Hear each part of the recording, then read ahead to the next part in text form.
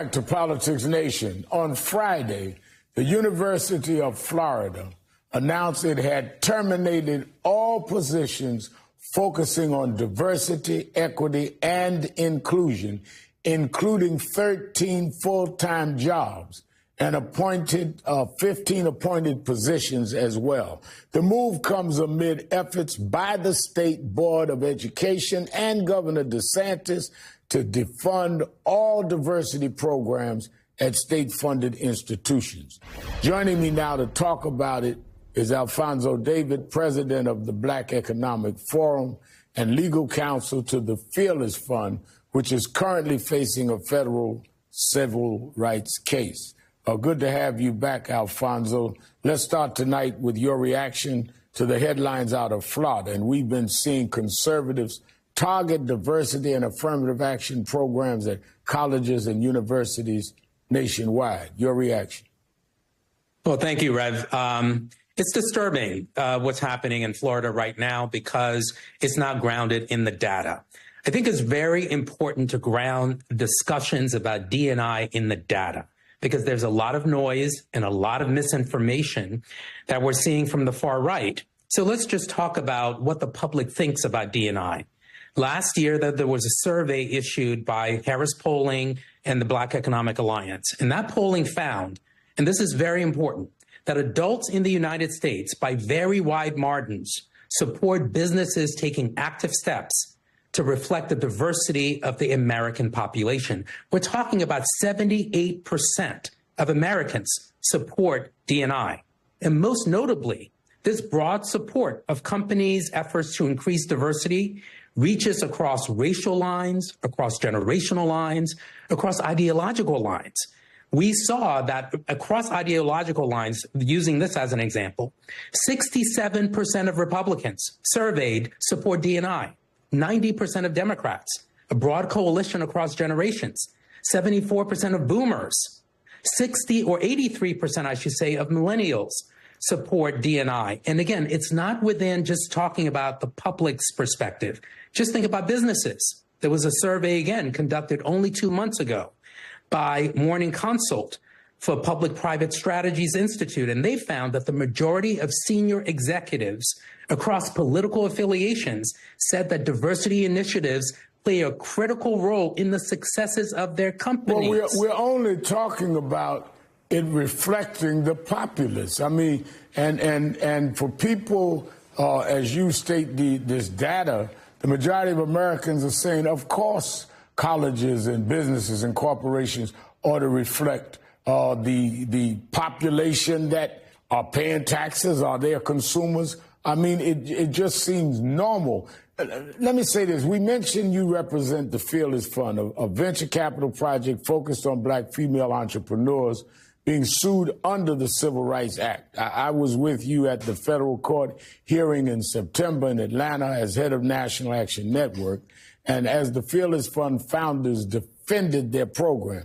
4 months later, one of the fund's founders, Arian Simone, joined us to protest at the offices of hedge fund manager Bill Ackman, who led the charge to remove Claudine Gay from Harvard and one of the leading proponents against DEI.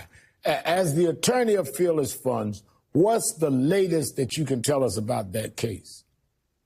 Well, first, Rev, I want to just first thank you for protesting in front of Bill Ackman's offices to highlight the hypocrisy that we're seeing when he's saying one thing but actually doing another through the lens of D&I. So first, thank you.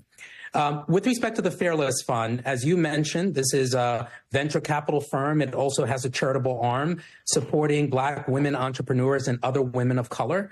And they were sued by Edward Blum and his organization. We at the Global Black Economic Forum, as well as our lead, Gibson Dunn, is a part of a strong legal team representing the Fearless Fund. And we were successful in defeating the Alliance's petition for a preliminary injunction. They sought an emergency appeal from a 3-judge panel, which stayed the issuing of grants, and now we're before the 11th Circuit. We're waiting for a ruling from the 11th Circuit. But I want to remind everyone that the main principle that we're fighting for here is economic freedom. We highlighted to the court, and I'll restate here, that the Fearless Foundation is a charitable organization providing grants consistent with their mission. This is no different than every other charitable organization that does the same thing. And yet, there are no claims against those organizations that their practices are violating federal law. So we're waiting for a ruling from the 11th Circuit. Now, the Congressional Black Caucus, whose chairman will be on this program tomorrow with me from Selma, they're pressing corporations who made diversity pledges after George Floyd's murder in 2020 to stay the course and make good on the commitments they made to funding racial progress, even as they are now under pressure from conservatives to wind down diversity programs. Who do you think wins out in this tug of war? I think the Congressional Black Caucus ultimately wins this. I applaud their efforts. As we think about ultimately political resistance here, I think we always have to think about the extraordinary power that we have as a collective. So I applaud everything that the Congressional Black Caucus is doing, because if businesses are making pronouncements about their support of D&I think it's fair to hold them accountable to support D&I. And we also know that D&I actually supports the bottom line. So all of the investments that businesses said they would make for Black communities and brown communities, I think is important that they be held accountable to make sure that those commitments are indeed made. And as we think about ultimately where this all leads, Rev, this is all about making sure that we honor our right to vote.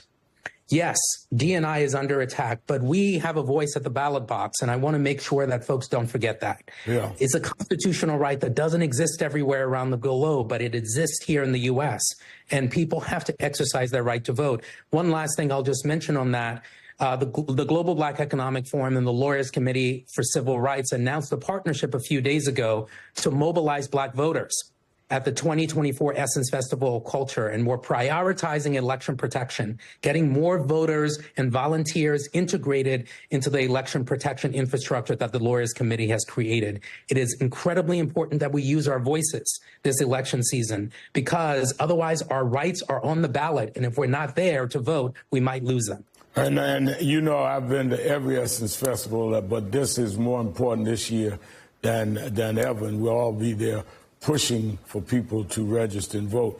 Let me bring this up. A new report from a business data firm found that while overall startup funding fell by 37% last year, the drop for Black-founded companies was nearly twice that, a 71% decline in 2023, going from an all-time high of $5 billion in the year before George Floyd's murder to just over $700 million last year, the first time since 2016 that Black-owned startups failed to see $1 billion in funding.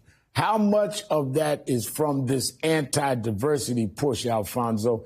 And briefly, I'm out of time, but I had to ask you that. What does the impact look like for Black entrepreneurs? The impact is severe. This is Edward Blum's goal, to try to defund Black businesses that are trying to address systemic inequities through our systems.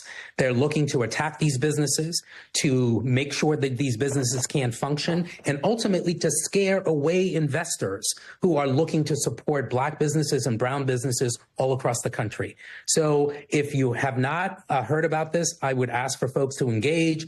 Come out to the Essence Festival of Culture. We will be speaking at South by Southwest as a part of the Council for Economic Opportunity. Against Rev, thank you for the National Action Network being a part of the council. And we have to amplify our voices here, because Black and brown businesses out there are looking to deconstruct the systems that have historically defunded those businesses, have made it more difficult for those businesses to grow. And we have an opportunity now to shine a bright light on oppressive systems, and we have to work against them. I mean, it's a blatant hypocrisy. At one hand, they say, don't ask for a handout. Another instance, they don't want us in business for ourselves. Alphonso David, thank you, as always, for being with us.